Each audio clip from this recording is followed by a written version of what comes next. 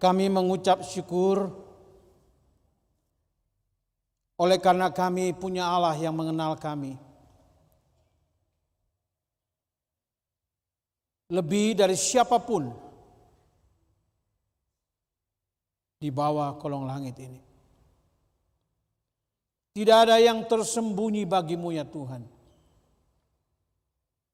Sebab itu malam ini ya Tuhan, dengan keberadaan kami masing-masing, baik yang ada dalam ruangan Bukit Zaitun ini, maupun dari rumah-rumah, kamar, mungkin dari kendaraan, mengikuti ibadah malam hari ini.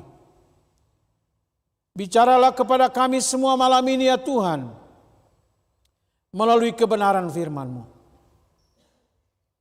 Karena kami tidak sanggup berjalan sendiri di dalam dunia yang sedang menuju kepada kebinasaan.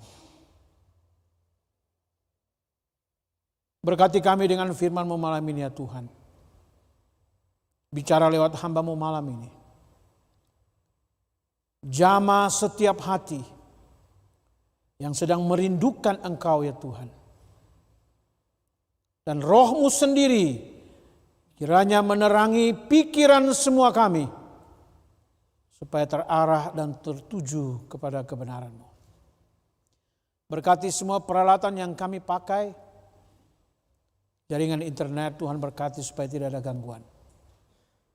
Sehingga pemberitaan firman-Mu boleh sampai kepada semua kami pada malam ini. Berbicaralah ya Tuhan, kami siap mendengarkan suara-Mu. Dalam nama Yesus firman yang hidup, kami berdoa dan mengucap syukur. Amin. Silakan duduk.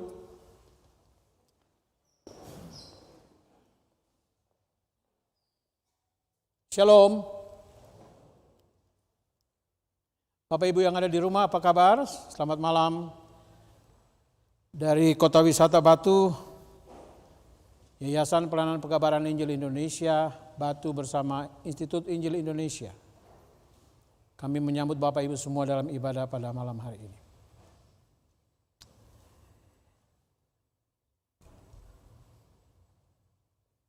Ada orang berkata begini, di dunia ini hanya ada dua macam orang. Saudara jangan langsung pikir laki-laki dan perempuan. Yang dimaksud adalah ada dua kelompok besar manusia saat ini. Yang pertama adalah orang berdosa yang merasa diri benar dan orang benar yang merasa diri berdosa. Saya ulangi. Ada orang yang merasa dirinya benar, padahal dia orang berdosa. Tapi ada orang berdosa yang merasa diri benar. Dari dua kelompok ini, yang paling sulit bertobat itu orang yang merasa diri benar. Padahal sesungguhnya hidupnya penuh dengan dosa. Tapi ada orang yang kedua, dia tahu dirinya berdosa dan dia perlu juru selamat. Maka kemudian dia dibenarkan. Dua-dua adalah orang gagal. Karena sejak Kejadian pasal 3, semua manusia sudah berdosa dan gagal. Apapun yang dilakukan manusia tidak akan bisa mencapai target atau sasaran yang Tuhan sudah tentukan. Maka tidak ada lagi siapa orang yang hebat di dunia ini yang tidak pernah gagal. Tidak ada. Dan ada pengkhotbah terkenal dari Inggris, dia berkata begini, yang paling sulit ditobatkan itu adalah orang munafik. Orang munafik itu paling sulit ditobatkan. Mereka adalah kelompok orang yang paling keras. Mengapa? Karena mereka merasa diri sudah benar dan mereka tidak perlu Tuhan. I'm okay. Saya sudah ke gereja. Tiap minggu saya gereja, bahkan apalagi zaman sekarang ini saya bisa gereja 6 kali dari pagi sampai malam. puji-pujian di channel gereja tertentu, khotbah di gereja tertentu, doa syafaat dimatikan handphonenya. Kan terlalu panjang ya. Orang bisa buat kegiatan bahkan tiap hari bisa ada Zoom. Ada doa pagi, doa tengah hari, doa malam, tidur tengah malam. Ada ibadat tengah minggu. Sekarang orang bisa beribadah kapan saja. Tidak harus tunggu jam ibadah seperti malam ini. Tinggal kuotanya cukup. Lihat YouTube, pilih mau khotbah bahasa Inggris, bahasa Indonesia, bahasa Spanyol, macam-macam. Tapi saudara-saudara, siapa sebenarnya manusia itu? Ketika Tuhan Yesus ada di dunia, ketika dia mengajar, ketika dia melayani, datanglah orang-orang berdosa. Mereka datang mau mendengar apa yang Yesus ajarkan. Di dalamnya ada pemungut cukai yang sering dianggap sebagai orang paling berdosa. Oleh karena mereka dipakai oleh kekaisaran Romawi untuk menarik pajak dari bangsanya sendiri. Maka itu mereka dibenci dan mereka dicap sebagai orang berdosa. Tapi yang kedua, orang berdosa itu sendiri. Bahasa aslinya itu sebenarnya berarti bangsa kafir. Suku-suku terabaikan yang belum mengenal Yesus Kristus. Mereka datang dan mendengar, tetapi juga pada saat yang sama ada kelompok orang yang lain, itulah orang Farisi dan ahli Taurat. Orang Farisi yang merasa dirinya benar, mereka sudah memisahkan diri dari dunia dan mereka merasa mereka paling benar. Maka ketika Yesus sedang mengajar, Lukas pasal 15 ayat yang pertama dan ayat yang kedua, kalau kita perhatikan para pemungut cukai dan orang-orang berdosa dikatakan biasanya datang kepada Yesus untuk mendengarkan dia. Lalu apa yang terjadi? Orang Farisi, ahli Taurat, mereka bersungut-sungut. Kenapa dia makan dengan orang berdosa? Kenapa dia kumpul dengan orang berdosa? Ini dia orang Farisi. Oleh karena mereka bersungut-sungut seperti itu, cara Yesus mengajar, dia memakai perumpamaan. Malam ini kita bicara tentang anak yang hilang. Tapi sebenarnya siapa yang hilang? Nanti kita akan lihat. Karena mereka bersungut-sungut, kenapa dia makan dengan orang berdosa? Lalu Tuhan Yesus mulai perumpamaannya dengan kisah domba yang hilang. Siapa yang punya domba lalu satu hilang, ada 100, satu hilang, lalu dia tidak pergi mencari yang satu dan meninggalkan yang 99.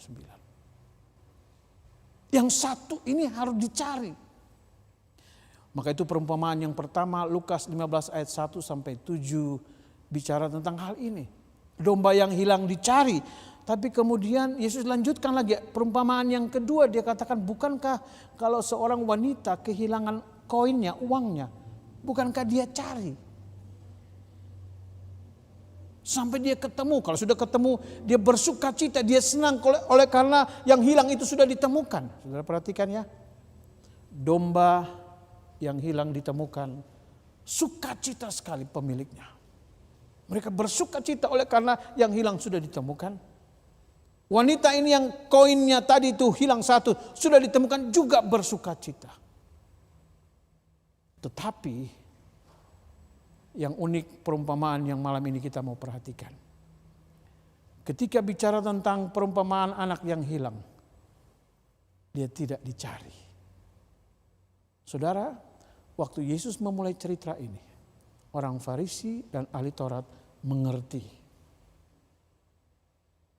Lalu Tuhan Yesus melanjutkan dan dia berkata, ada seorang ayah memiliki 2 anak laki-laki.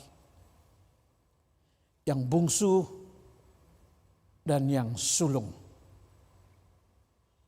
Dua anak ini dibesarkan oleh sang ayah yang cukup kaya. Dan Yesus melanjutkan cerita, dia katakan, tapi satu waktu yang bungsu, dia datang kepada ayahnya. Dan dia katakan, "Papa, berikan harta warisan yang menjadi bagian saya." Saudara, pada zaman itu, bicara tentang warisan, itu baru diberikan setelah ayahnya meninggal. Setelah ayahnya meninggal, yang bungsu akan dapat 1/3, yang sulung dapat 2/3, yang sulung double person. Seperti saya sulung ini, saya dapat lebih banyak. Istri saya bungsu, dia dapat sedikit. Waktu Yesus bercerita seperti itu, orang-orang Farisi mulai lihat, ini apa-apaan ini? Ini anak tidak sopan. Seolah-olah dia datang kepada papanya, dia bilang, "Papa, kamu mati sudah. Supaya harta bagian saya itu diberikan kepada saya." Untuk budaya waktu itu, ini anak tidak sopan. Lebih baik saya katakan tidak sopan daripada saya bilang kurang ajar. Seolah-olah dia datang bilang, "Papa, mati sudah. Saya mau ambil harta ini dan saya mau pergi." Ini tidak biasa. Saya yakin waktu Yesus mulai cerita ini, orang-orang Farisi mulai saling lihat. Ini bertentangan dengan budaya waktu itu. Ini tidak bisa dibenarkan. Ini anak benar-benar tidak sopan. Ini anak mencoreng kehormatan keluarga. Mereka lebih kaget lagi karena cerita ini berlanjut. Lalu sang ayah memberikan bagiannya kepada anak. Ini sama sekali di luar kebiasaan.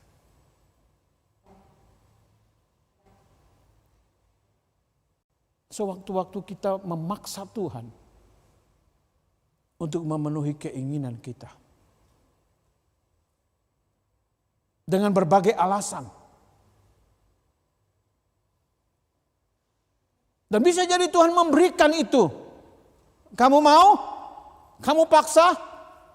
Silakan. Alkitab mencatat dalam kisah Lukas 15 ini.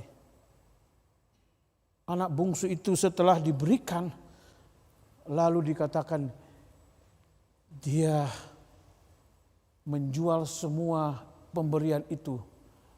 Kemudian dia pergi meninggalkan ayahnya. Teks kita berkata dia pergi ke negeri yang jauh. Dia ingin bebas. Dia tidak ingin diatur. Dia tidak ingin dikekang. I want to be free. Saya mau bebas.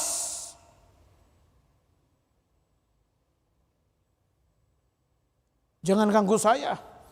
Saya mau gunakan semua yang saya punya, harta semua yang saya punya ini. Jangan ada yang tegur saya.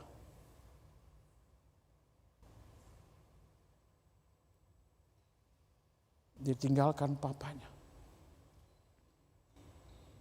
Saudara lihat, ada dua senjata utama iblis. Satan's two greatest weapons against us is deception and discontentment. Dua senjata utama iblis adalah yang pertama, kita ditipu. Untuk apa kamu di situ? Kamu dikekang terus. Untuk apa kamu di rumah terus? Di rumah papa mama hanya ada dua kata kunci. Jangan, tidak boleh. Tiga kata. Jangan, tidak boleh. Hanya itu bahasa mereka. Ngapain kamu di rumah? Tinggalkan rumah. Berapa banyak anak muda tinggalkan rumah? Karena mereka merasa di rumah dikekang. Mereka ingin bebas. Mereka hidup di jalan-jalan. Mereka pikir di sanalah kita bisa bebas. Ada berapa banyak orang melarikan diri dari rumah Bahkan melarikan diri dari Tuhan. Mereka tidak mau dikekang oleh Tuhan. Mereka tidak mau ditegur oleh firman Tuhan. Mereka mau bebas. Jangan ganggu privasi saya. Hak asasi saya. Saya mau kawin dengan siapa itu urusan saya. Banyak orang seperti anak bungsu ini. Tinggalkan semua, ingin bebas, ingin jauh daripada bapaknya. Itu yang dilakukan anak bungsu ini. Dia tinggalkan papanya. Dia pergi ke negeri yang jauh. Lalu Alkitab berkata dihabiskan semuanya. Yang menarik itu setelah dapat dia cepat-cepat habiskan. Itu berarti dia banting harga. Karena harus cepat dapat uang kan supaya pergi. Berarti semua harta itu jadi murah. Semua yang istimewa itu jadi tidak ada nilainya karena harus banting harga. Karena dia buru-buru, dia mau cepat-cepat pergi. Tapi menarik, Alkitab bilang setelah dia pergi, dia berfoya-foya. Dia ketemu banyak teman, biasanya begitu ya. Kalau orang punya uang banyak, temannya banyak. Begitu tidak ada uang abang sayang, tak ada uang abang melayang, kan gitu. Itu kata dunia. Dia dapat banyak teman, tapi itu teman apa? TTM, teman-teman mabuk. Dia bebas minum mabuk, tidak ada yang melarang. Jauh dari orang tua, jauh dari pengawasan yang berotoritas, aman. Buat apa saja, free sex, minum mabuk, narkoba, dia pikir ini semua bagian saya. Tapi dia tidak sadar. Begitu seseorang meninggalkan bapaknya, Bapa di sini bicara tentang Allah. Begitu seseorang membelakangi Allah, bahasa kita di sini, dia pergi ke negeri yang jauh. Pada awalnya ada kenikmatan. Dia bisa nikmati semua dosa. Dia bisa nikmati hidup sebebas-bebasnya. Tidak ada yang melarang. Sudah tahu, kenikmatan itu hanya sementara. Tidak pernah ada sesuatu pun dunia ini bisa memuaskan saudara. Saudara yang pernah menggunakan narkoba, awalnya nikmat. Tapi pada titik tertentu, kenikmatan itu berbalik. Dia menyengsarakan engkau. Semua yang diberikan dunia awalnya memang baik, nikmat. Tapi semua kenikmatan itu sementara. Kalau saudara pergi ke restoran, kalau saudara makan, saudara excited sekali. Tapi itu hanya 10-15 menit pertama. 15 menit yang kedua mulai bergumul. Ini mulai penuh. 15 menit ketiga masih datang, ternyata pesanannya banyak. Penderitaan itu. Mau dikasih masuk di mana lagi? Makanya ada yang berkata nikmat ini sampai batas di sini. Setelah ke dalam selesai. Tapi banyak orang keliru. Mereka berpikir dunia ini bisa memuaskan mereka. Seperti anak yang bungsu ini, dia pikir kalau jauh dari Tuhan, jauh dari bapaknya, oke, saya bisa nikmati semua foya-foya senang. Tapi saudara perhatikan Alkitab bagus sekali. Setelah semuanya habis, datanglah resesi. Datanglah ekonomi ambruk, melarat.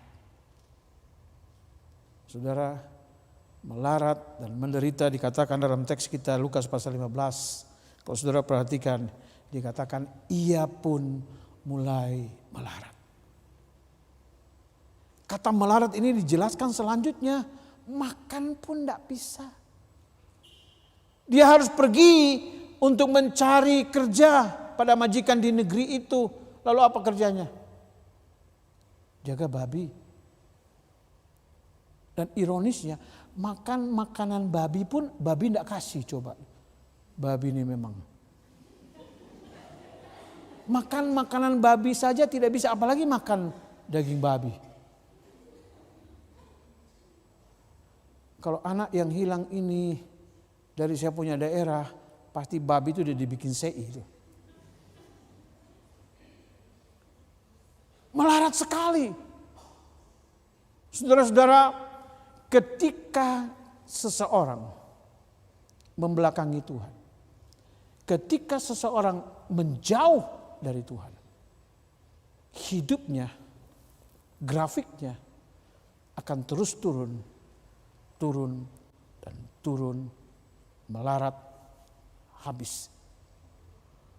Anak yang bungsu bilang, saya mau mati di sini, saya mati kelaparan. Tidak ada yang tolong. Tapi justru di titik paling rendah itu, dia ingat, di rumah Bapakku ada banyak orang kerja di sana, mereka tidak kekurangan. Aku di sini hampir mati, gak bisa makan. Aku harus kembali. Lukas 15 ayat 18. Aku akan bangkit dan pergi kepada Bapakku dan berkata kepadanya, Bapa. Perhatikan, ada 3 yang dia rencanakan. Dia akan berkata kepada Bapa, aku telah berdosa kepada sorga dan kepada Bapa. Yang kedua, aku tidak layak disebut anakmu lagi. Aku tidak layak menjadi anakmu lagi. Dan yang ketiga, dia berkata, saya akan bicara, jadikan aku salah satu pekerja. Untuk apa? Dia sudah habiskan semua harta. Dia pikir aku pulang, aku mau mengganti semuanya dengan menjadi pekerja Bapakku. Bukan budak ya, menjadi pekerja Bapakku. Saudara, banyak orang baru sadar setelah ada pada titik terendah. Maka dalam pelayanan saudara-saudara, saya tidak kecewa dan saya juga berkata kepada diri saya sendiri supaya tidak putus asa. Ketika orang diminta untuk bertobat buat keputusan tinggalkan hidup yang lama, mereka tidak mau. No problem. Karena saya tahu ada 2 tempat yang paling efektif membuat orang sadar dan kembali. Tempat tidur, penjara. Tempat tidur ketika sakit berat, ketika selang dari ujung kaki sampai kepala, ada di ruang ICU.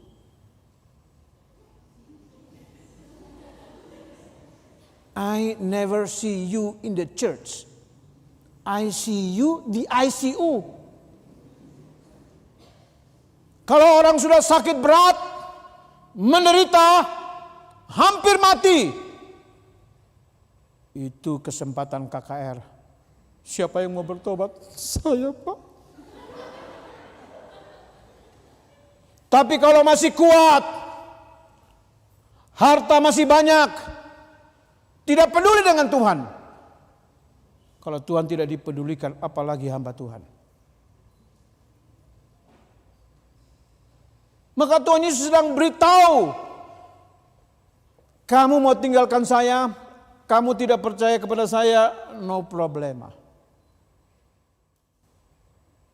Makin jauh kamu dari Tuhan, makin rusak hidupmu. Puji Tuhan, dia sadar. Lalu dia bangkit, dikatakan dalam Lukas 15, dia bangkit lalu dia pergi kepada bapaknya. Dan Alkitab bilang ketika dia masih dari jauh, bapaknya sudah lihat, lalu bapaknya dikatakan bapaknya lari. Saudara, kok bisa ya? Ini berarti bapak rindu menunggu anak yang hilang itu kembali. Saya tidak bisa membayangkan, mungkin bapak duduk di tempat yang agak tinggi lalu terus lihat-lihat di jalan. Apakah anak saya pulang? Dari jauh dia lihat, itu si bungsu. Alkitab mencatat lalu sang bapak ini lari. Saudara perhatikan, lari. Dalam budaya waktu itu tidak boleh. Seorang ayah lari itu tidak boleh. Apalagi sudah pakai dengan jubah, mereka punya pakaian itu. Kalau dia lari berarti dia harus mengangkat jubahnya. Dan itu berarti bagian tumitnya, betisnya kelihatan. Itu hukumnya tidak boleh. Itu memalukan. Tapi sang bapak ketika lihat anak dari jauh, dia tidak memikirkan kehormatan. Dia angkat jubahnya dan dia lari. Saudara, bahasa Yunani lari di situ, itu lari sprint. Berarti lari cepat, dia cepat. Bukan moonwalk. Seperti Michael Jackson. Dia lari menyongsong anaknya. Lalu dikatakan lalu dia memeluk anaknya. Lalu dia mencium anaknya. Kata mencium di situ bahasa Yunani. Mencium berulang-ulang.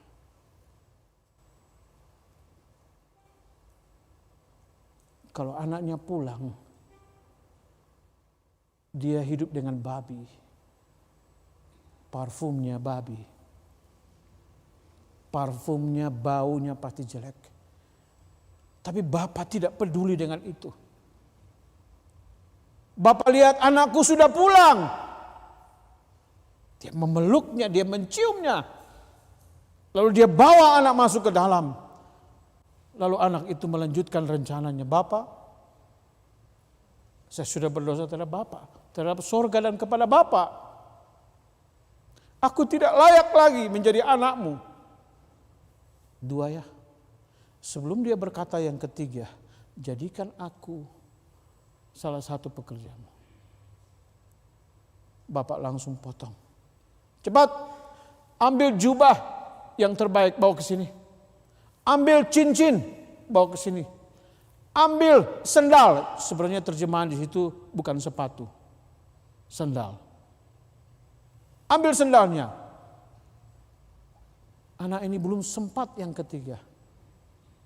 Bapak mengerti. Ketika anak ini berkata, Bapak, aku sudah berdosa kepada sorga. Aku tidak layak. Bapak mengerti sekali. Maka ketika jubah itu diberikan, cincin itu diberikan, itu tanda. Kamu tetap anakku. Kamu sudah berkhianat kepadaku. Aku tetap menerima engkau sebagai anakku. Itu yang dibuat Bapa di sorga untuk semua orang berdosa. Tuhan akan selalu menerima dan mengampuni hati yang mau bertobat. Tidak peduli seberapa jauh saudara telah jatuh. Bapak terima dia. Dia dikasih jubah sebagai tanda. Dia diterima oleh bapaknya.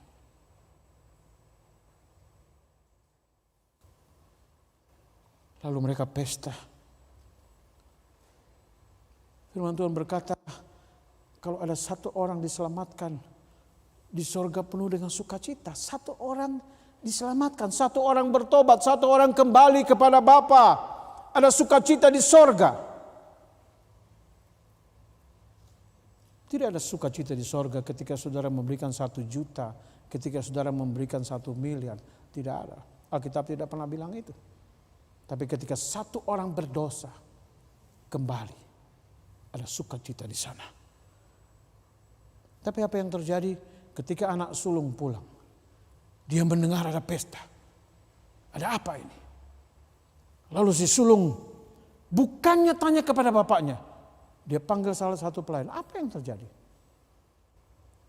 Gini bro, pelayannya bilang, adikmu sudah kembali. Maka bapakmu begitu senang, begitu sukacita. Kita sedang menyambut dia. Ada pesta. Anak lembu, tambun, sudah dikorbankan untuk pesta ini. Lalu kita berkata, anak sulung marah sekali. Setelah dia mendengar saudaranya yang pergi memboroskan harta, yang pergi hidup foya-foya, sekarang balik disambut dengan pesta. Dia marah sekali. Lalu bapaknya bilang, bukankah kita harus bersuka cita, adikmu pulang. Apa dia bilang? Bahasa Inggris bagus. Dia bilang kepada bapaknya, look! Dia tidak bilang bapak. Adiknya masih panggil bapaknya bapak. Dia tidak. Dalam dia menempatkan dirinya sebagai seorang pekerja. Dia hanya bekerja untuk bapaknya. Sebenarnya dua anak ini sama saja. Mereka hanya memanfaatkan papanya. Tapi mereka tidak punya hubungan dengan papanya. Mereka hanya mau hartanya. Tapi bukan hati bapaknya. Maka ada yang berkata, sebenarnya dua-dua terhilang. Yang bedanya, yang satu kembali dan dipulihkan. Saudara, anak sulung ini hidup bersama dengan bapa, tapi dia gagal oleh karena relasi dengan bapaknya nampak di sini tidak baik. Dia hanya menginginkan status anak orang kaya. Tapi dia bukan anak bapaknya. Nampak dari apa yang dia katakan kepada bapak, baru saja anak bapak datang. Bapak punya anaknya itu, bukan aku.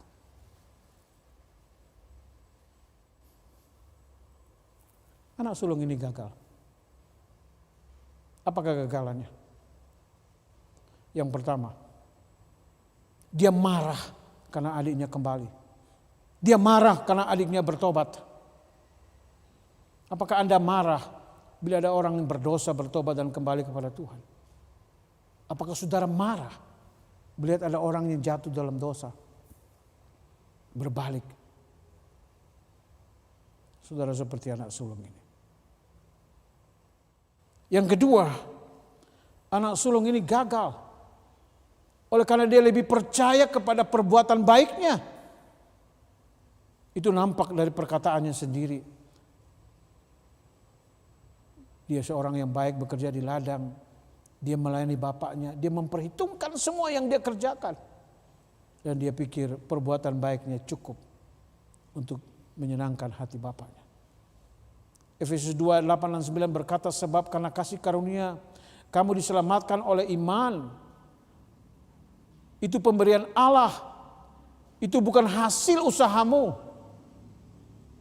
Tapi itu juga bukan hasil pekerjaanmu. Jangan ada orang yang memegahkan diri. Yang ketiga, anak sulung ini gagal. Karena dia buta terhadap dosanya sendiri. Dia katakan, belum pernah aku melanggar perintah Bapa. Roma pasal 3 ayat 20, tidak ada seorang pun yang dapat dibenarkan di hadapan Allah oleh karena melakukan hukum Taurat. Dia bilang, saya menaati semua. Dia tidak sadar. Saudara, perhatikan kalimat saya ini. Semakin dekat kita dengan Tuhan, semakin kita melihat dosa itu tidak terlihat seperti batu, tetapi dosa itu terlihat seperti pasir. Makin dekat kita dengan Tuhan, dosa itu kita tidak lihat lagi seperti batu yang besar. Dosa perzinahan, kemabukan, pencurian dan lain sebagainya. Tapi itu seperti pasir, artinya makin dekat dengan Tuhan orang itu makin sensitif. Sekecil apapun. Saudara tidak bisa menerima orang lain yang mungkin berkhianat kepada saudara. Saudara tidak bisa menerima orang lain. Itu hal-hal yang halus, kecil. Tapi lucu. Kita yang sudah kenal Tuhan tidak bisa menerima orang seperti itu. Sedangkan Tuhan Yesus bilang, kasihi mereka. Doakan musuhmu. Seharusnya makin dekat kita dengan Tuhan, kita makin sensitif untuk hal-hal yang kecil seperti pasir pun.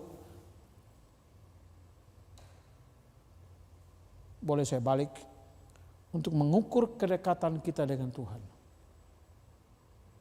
Seberapa peka kita terhadap dosa. Dalam bentuk apapun dan sekecil apapun. Yang terakhir, anak sulung ini gagal menghakimi orang lain.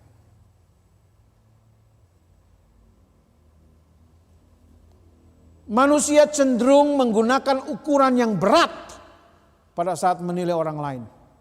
Sedangkan untuk diri sendiri, mereka lebih fleksibel dan tidak menuntut. Kalau menilai orang lain, dia pakai ukuran yang berat. Supaya kelihatan orang itu salah, besar sekali dosanya. Tapi untuk diri, gak apa-apa. Tuhan mengerti. Yesus berkata, mengapakah engkau melihat selumbar di mata saudaramu, sedangkan balok di dalam matamu sendiri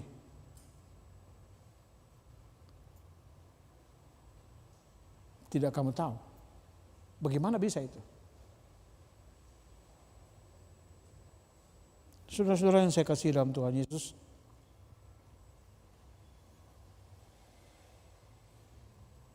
Lukas pasal 15 berakhir di ayat 32. Dialog bapa dan anak sulung ini berakhir, bapa bilang begini, kita patut bersuka cita dan bergembira karena adikmu telah mati dan menjadi hidup kembali. Ia telah hilang dan didapat kembali. Lalu selesai.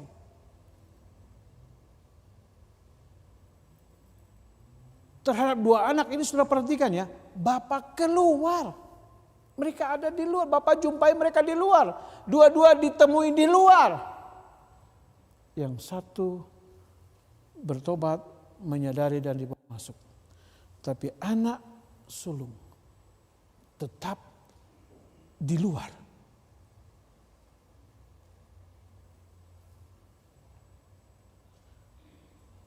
Saya coba mencari tahu ujung dari cerita ini seperti apa. Apa yang terjadi setelah itu? Waktu Yesus bicara seperti ini, orang Farisi dan ahli Taurat mereka mulai berpikir,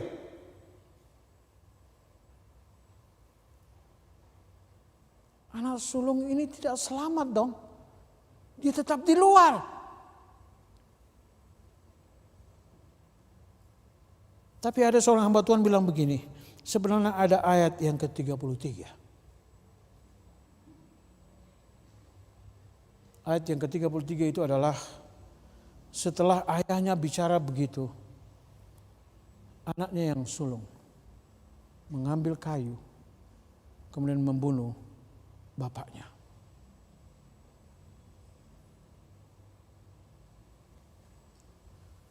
Allah datang ke dalam dunia mencari manusia berdosa. Tapi manusia berdosa membunuh anaknya. Ia datang untuk menyelamatkan mereka. Dia tinggalkan semua kemuliaan, semua kehormatan. Dia siap malu demi cintanya kepada saudara dan saya sebagai orang berdosa.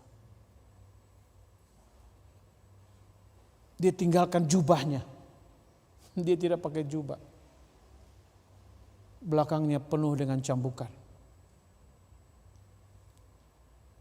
Dia tidak pakai ring, cincin, itu tidak. Tidak ada, semua ditanggalkan. Demi saudara dan saya, orang berdosa. Yang membunuh Yesus siapa? Orang-orang beragama.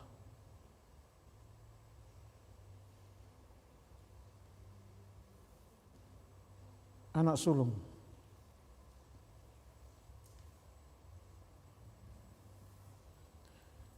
Ada di rumah Bapa.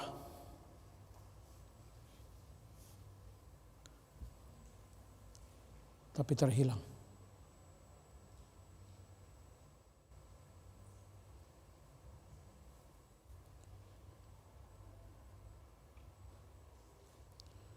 Adiknya yang bilang buruk itu, yang berfoya-foya, dia sadar.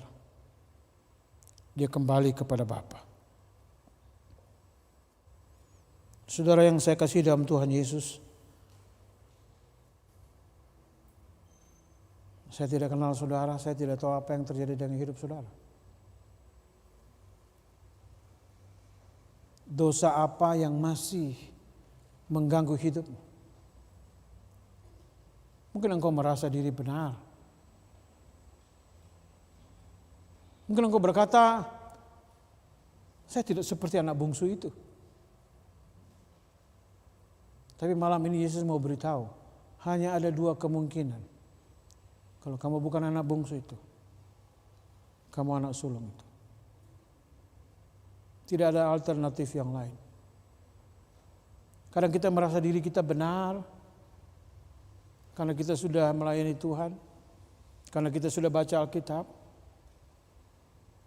Tapi kisah ini Yesus mau beritahu, kamu yang baca Alkitab, ahli Taurat, kamu yang merasa dirimu benar, orang Farisi, kamu perlu kasih Bapa.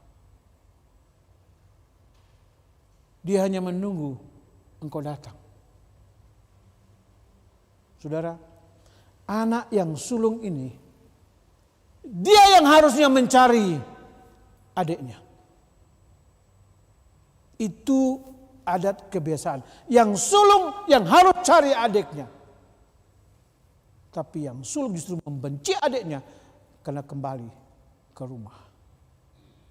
Yang harus mencari yang hilang itu siapa? Orang Farisi, ahli Taurat. Adakah mereka mencari yang hilang? Mereka membuang justru yang sudah ditemukan. Waktu bapaknya bilang, kita patut bersuka cita. Sebenarnya Allah mau bilang, hatimu harus sama dengan hati saya. Mengasihi mereka yang berdosa. Mengasihi mereka yang sudah jatuh dalam dosa. Hatimu harus seperti hatiku. Kita patut bersuka cita. Malam ini, Bapa dalam kisah ini juga mau berkata kepada saudara dan saya. Kita patut bersuka cita. Itu hati Bapa. Kalau hatimu penuh dengan kebencian, kalau hatimu penuh dengan dendam, itu bukan hati Bapa. Berarti Anda ada di sini.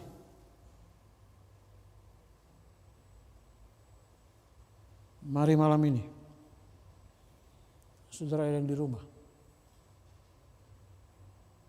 seperti apa hatimu?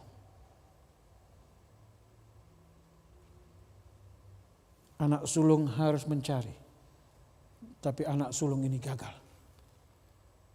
Tapi Yesus, dia yang sulung bagi kita. Dia anak sulung yang sejati. Dia yang pertama. Dia datang, dia mencari saudara dan saya.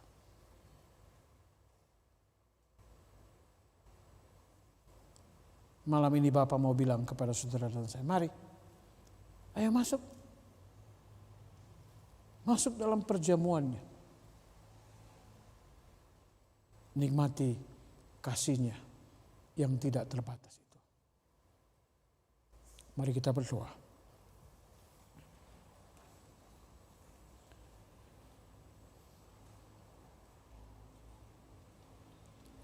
Bapa di sorga, kami tidak lebih baik dari anak bungsu. Kami juga tidak lebih baik dari anak yang sulung. Malam ini kami belajar kebenaran-Mu. Hati-Mu ya Bapa terbuka untuk semua kami yang berdosa. Terbuka untuk kami yang mau datang, berbalik, datang kepadamu. Kami sudah rusak. Kami hidup bebas. Kami tidak mau diatur oleh kebenaran-Mu. Kami merasa diri kami benar. Karena kami sudah membaca Alkitab, kami sudah gereja, kami sudah berdoa, dan kami pikir kami benar. Terima kasih untuk kebenaran-Mu malam ini ya Tuhan. Masing-masing saudara boleh berdoa kepada Tuhan. Biarkan Roh Kudus bicara kepada saudara. Saudarakah anak bungsu yang hilang itu, yang menjauh dari bapaknya? Atau saudara adalah anak sulung, walaupun ada bersama bapak tapi hatinya jauh, hatinya bukan hati bapak.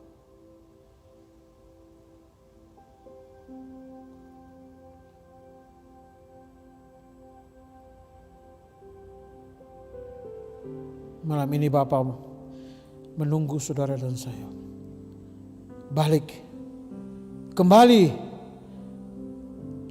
Bapa sedang menunggu. Masing-masing terus berdoa kepada Tuhan. Dan balik pada Bapa, Dia tunggu kau dengan kesetiaannya. Tuhan siap mengampuni dosamu. Oh baliklah pada Bapa. Oh bertobatlah dan balik pada Bapa.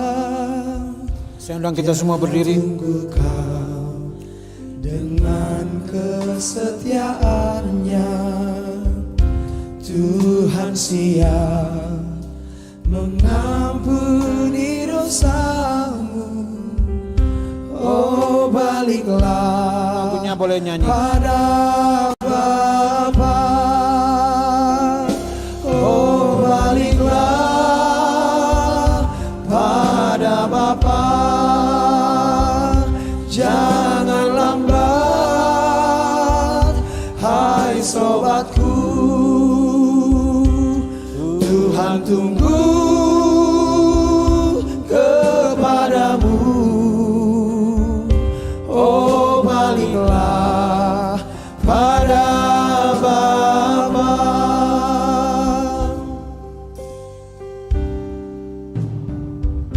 Bertobatlah dan balik pada Bapa. Dia tunggu kau dengan kesetiaannya. Tuhan siap mengampuni dosamu.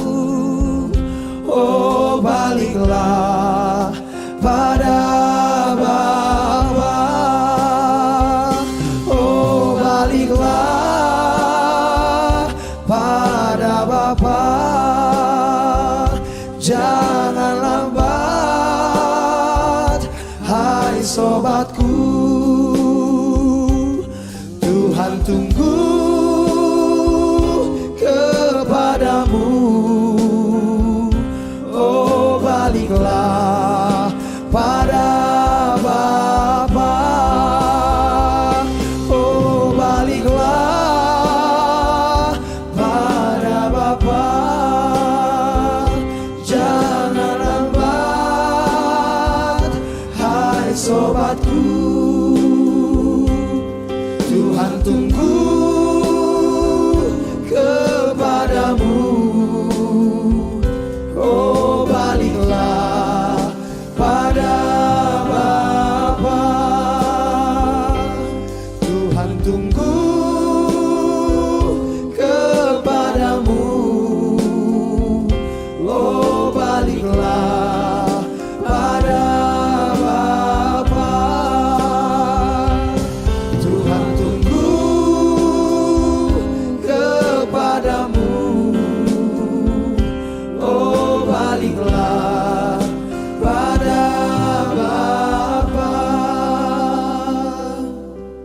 pujian ini adalah panggilan Bapa untuk saudara dan saya. Siapa malam ini yang ingin menyambut panggilan Bapa ini? Dan saudara ingin merasakan pelukan, kasih, dan cinta Bapa di sorga. Saudara boleh angkat tangan. Siapa lagi? Puji Tuhan.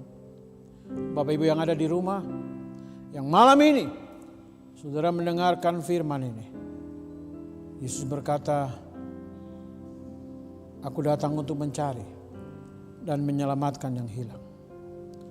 Kalau saudara sedang terhilang, saudara sedang jauh dari Allah, jauh dari Tuhan, terimalah panggilannya malam ini. Baliklah.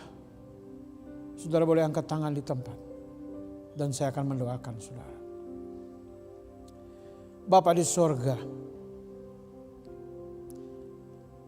kami bersyukur oleh karena malam ini kebenaran-Mu datang kepada kami. Engkau menanti kami yang sadar kami orang berdosa. Kami sudah merusak hubungan kami dengan Engkau. Kami sudah menghancurkan hidup kami. Kami sudah menghancurkan keluarga kami. Malam ini kami bersyukur tangan kasih-Mu terbuka untuk kami. Bapa, lihatlah tangan-tangan yang terangkat kepadamu. Sambut mereka. Peluk mereka seperti Engkau memeluk anak yang bungsu. Dan bila malam ini semua yang mengangkat tangan boleh merasakan kehangatan cinta-Mu, kasih-Mu yang mengampuni segala dosa, yang mengampuni segala pelanggaran kami. Kami yang sadar yang datang kepadamu. Semua saudara yang angkat tangan secara pribadi saudara berdoa kepada Tuhan. Akui seperti anak yang bungsu. Akui bahwa engkau telah berdosa kepada sorga dan kepada Bapa.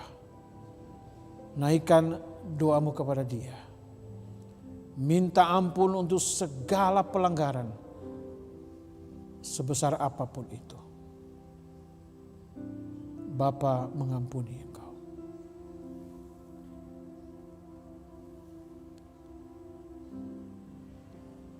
Terima kasih Bapa di sorga. Kami bersyukur untuk kebenaran-Mu malam ini. Dan kami ingin kembali kepadamu. Sambut kami ya Tuhan. Pulihkan hati kami, pulihkan hidup kami. Dan jadikan kami menjadi anak sulung yang benar.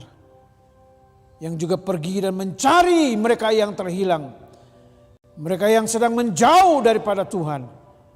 Berikan kepada kami keberanian, kemampuan untuk mencari mereka yang hilang sebagai anak sulung yang diberkati.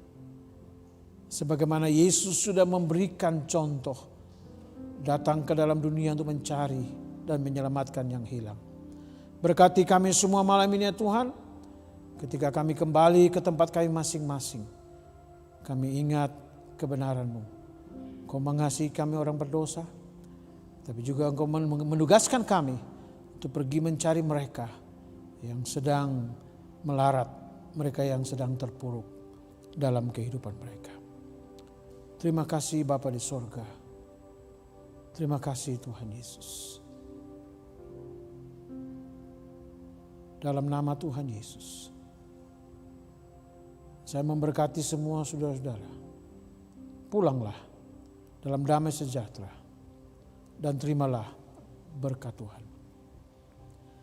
Kasih yang kekal dari Allah Bapa,